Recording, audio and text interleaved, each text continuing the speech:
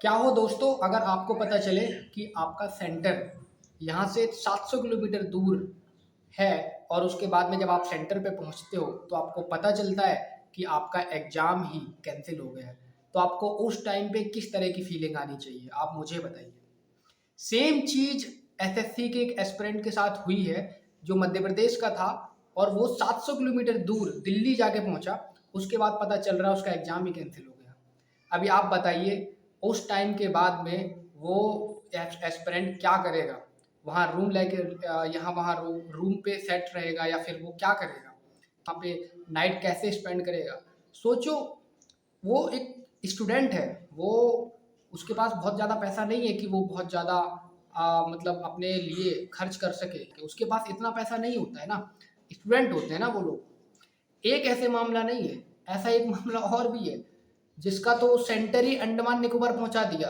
वो भाई राजस्थान का किसी शहर से था और उसे वो पहुंचा दिया गया करीब अंडमान निकोबार।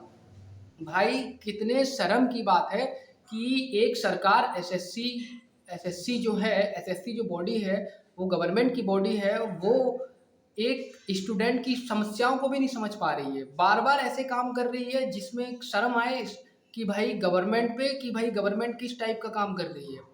नॉर्मल से नॉर्मल चीजें वो सॉल्व नहीं कर पा रही है यार। मतलब समझो, एक बंदा 10,000 रुपए दे के कैसे वो फ्लाइट बुक करके वहां पे जाए, जिस बंदे को एक वक्त का किराया ना हो, वो बंदा कैसे मेहनत से पढ़ रहा है ताकि वो एग्जाम दे सके।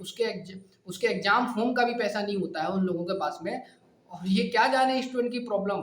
और वो बंदे का सेंटर उन्होंने 2,500 किलोमीटर दूर, मतलब 10,000 रुपए करीब उसका फेयर है अगर आप फ्लाइट से जाओगे तो इतना महंगा एक्सपेंसिव बना दिया स्टूडेंट को कि भाई मतलब पूछो ही ना। ये सब जो गड़बड़ी देखने को मिल रही है, ऐसा नहीं है कि मतलब ये प्लान नहीं है, ये प्री प्लान है सारा का सारा। उनको पता है कि भाई स्टूडेंट को ज़्यादा से ज़्यादा प्रॉब्लम दो। को कितना ऐसे स्टूडेंट हैं जिनका जो सेंटर है वो 200 किलोमीटर के अंदर आया हो।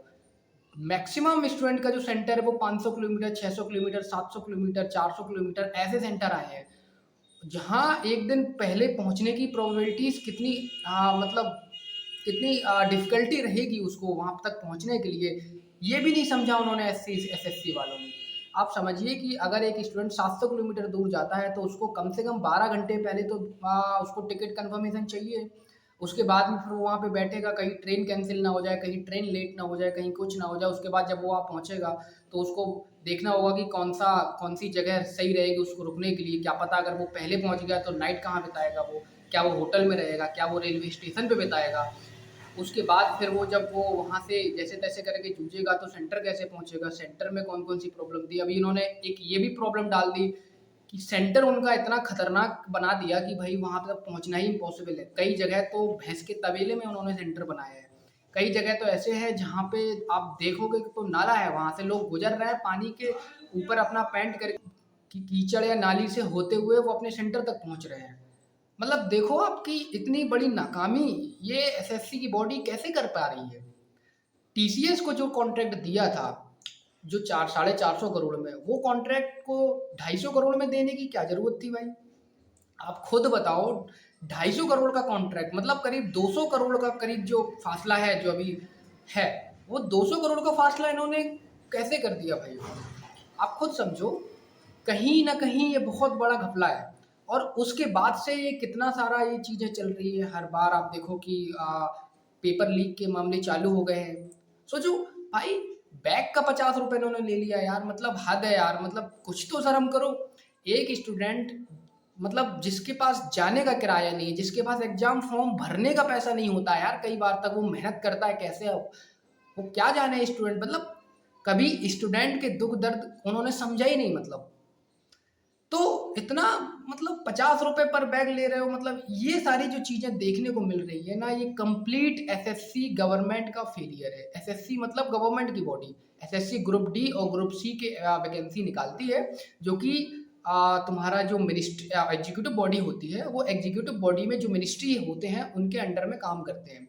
जैसे कि तुम्हारा कैबिनेट मिनिस्ट्री हो गई, तुम्हारा जो एग्जीक्यूटिव तीन होता है ना, लेजिस्लेटिव, एग्जीक्यूटिव और जुडिशरी। एग्जीक्यूटिव के जितने मिनिस्टर होते हैं उनके अंडर में काम करने वाली मिनिस्ट्री होती है वो एसएससी काम करती है।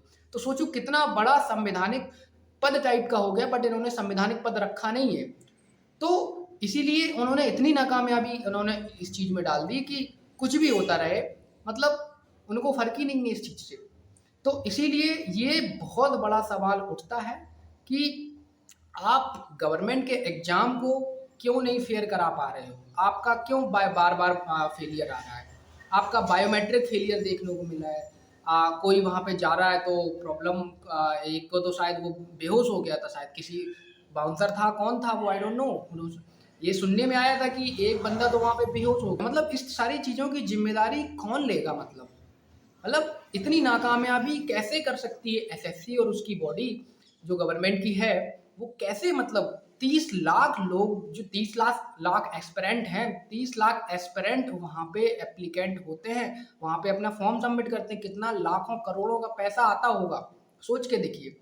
और उसके बावजूद ये लोग एक एग्जाम नहीं ट्रांसपेरेंट करा पा रहे हैं, एक एग्जाम नहीं अच्छे से दिला पा रहे हैं, तो इसका मतलब कंप्लीट फेलियर है गवर्नमेंट का, कंप्लीट फेलियर है एसएससी का यार। मतलब मतलब ऐसा नहीं है कि यार चलो आज हो गया और कल के दिन खत्म कर दिया जाए, ये रोज का हो गया है मतलब इन लोगों का। तो अभी ये देखो कि चलो उसके बाद टीचर्स ने जो प्रोटेस्ट किए, उसके बाद सोचा था कि चीजें ठीक हो जाएंगी, वह उसके बाद क्या हुआ, जो डीओपीटी मिनिस्टर थे उन मिनिस्टर से मिलना हुआ, और उसके बाद में फिर क्या हुआ, सारी चीजें वहां पे दलीलें रखी गई टीचर्स के थ्रू, उसके बाद में फिर क्या हुआ, सेम वही चीज। मतलब हम देख रहे हैं बार बार ये चीज़ें बिल्कुल सेम हो रहा है। अभी स्टेनियो के एग्जाम में फिर से वही सेम चीज़ आ गई है। तो ये बात बिल्कुल स्पष्ट है कि जो गवर्नमेंट है वो सुनने वाली नहीं है, और अगर इस टाइम में अगर अगर ऐसे टाइम में अगर गवर्नमेंट नहीं सुनेगी तो स्टूडेंट के भविष्य से खतरा है, स्टूडेंट का जो भविष्य है बहुत बड़े गड्ढे में है। तो आप समझो ये जो प्रणाली है ये क्यों ये बार बार हो रही है। मतलब मतलब आप अकाउंटेबल नहीं हो यार। मतलब आपको इतना 30 लाख स्टूडेंट आपके पास में आपको पैसा दे रहे हैं, मतलब गवर्नमेंट के पास पैसा आ रहा है, उसके बावजूद भी आप एक एग्जाम को ट्रांसपेरेंट तरीके से नहीं करा पा रहे हैं। समझो बात को ना, आपके बायोमेट्रिक फेलियर आ रहे हैं बार बार, आपका एग्जाम का जो सेंटर है वो आपका प्रॉपर नहीं दे पा रहे हो, ये बेसिक सी चीज़ें आप मेंटेन नहीं कर पा रहे हो। लोग वहाँ पे कई स्टूडेंट को प्रॉब्लम ये आ रही थी कि वहाँ पे टाइम से लोग पहुँच गए, अब उसके बाद में फिर एक एक दो दो घंटे लेट हो रहा है, क्या बोलते हैं, माइक से अनाउंसमेंट किया जा रहा है कि थोड़ा सा डिले रहेगा एक एक घंटे का, और उसके बावजूद कई स्टूडेंट का वहाँ पे पेपर भी छूटा हुआ है क्योंकि वो लोग वहाँ से पहले पहुँचे और उनको गाइड करने वाला कोई नहीं था, इस वजह से एग्जाम छूटा हुआ है। मतलब सोचो नाकामयाबी की हद देखो। मतलब एक स्टूडेंट मतलब क्या करे, पागल हो जाए, पढ़ना बंद कर दे, मतलब छोड़ छाड़ के सब मोह माया छोड़ के वो हिमालय पे चला जाए, मतलब क्या, मतलब चलो यार आज हो चल जाए। मतलब पिछले 7 से 10 सालों से ये चीज़ें लगातार हो रही हैं। रिसेंटली 7 सालों में करीब 70 से ज़्यादा केसेस ऐसे आए हैं जहाँ पे कंप्लीट फेलियर देखा गया है। नीट का एग्जाम हो, आरआरबी का एग्जाम हो, चाहे तुम्हारा गार्ड का एग्जाम हो, अभी फॉरेस्ट गार्ड का एग्जाम हो, चाहे क्लर्क का एग्जाम हो, चाहे हेड क्लर्क का एग्जाम हो, सारे एग्जाम में तुमने एक ट्रस्ट नहीं आज तक बिल्ड कर पाया कि यार मतलब चलो ये चीज़ अभी दोबारा नहीं होगी। बार बार प्रोटेस्ट करवाए जा रहे हैं, बार बार प्रोटेस्ट हुआ जा रहा है, बार बार चीज़ें मतलब उभर के आ रही है, फिर भी ये गवर्नमेंट के कानों में यूं नहीं रेंग रही है कि यार कम से कम एक एग्जाम को ट्रांसपेरेंट करा दें। एक कानून भी लेके आए थे, वो कानून के बावजूद भी बिल्कुल रवैया सेम है। क्यों भाई? ये सवाल पूछा जाना चाहिए, क्योंकि ये सवाल बहुत ज़्यादा इम्पोर्टेंट है। क्योंकि सवाल नहीं पूछा जाएगा, क्वेश्चन नहीं किया जाएगा, तो इनकी मनमानी हमेशा ऐसे ही बढ़ती रहेगी, क्योंकि ये बढ़ती ही जा रही है। और सबसे बड़ी बात जो है, स्टूडेंट है और ऊपर से ये सिटीजन ऑफ इंडिया है, सिटीजन ऑफ इंडिया। तो इसका मतलब साफ साफ हो गया कि जो सिटीजन ऑफ इंडिया है तो उसके जो फंडामेंटल राइट है वो बहुत ज़्यादा सुपीरियर है। ठीक है, तो आपने कैसे फंडामेंटल राइट को उनके हर्ट किया? आप बताओ, आप पुलिस से एक लोग वहाँ जा रहे हैं, प्रोटेस्ट कर रहे हैं कि आप हमारी मांगों को सुनिए, आपने गलती की है, आप 50 रुपये ले रहे हैं।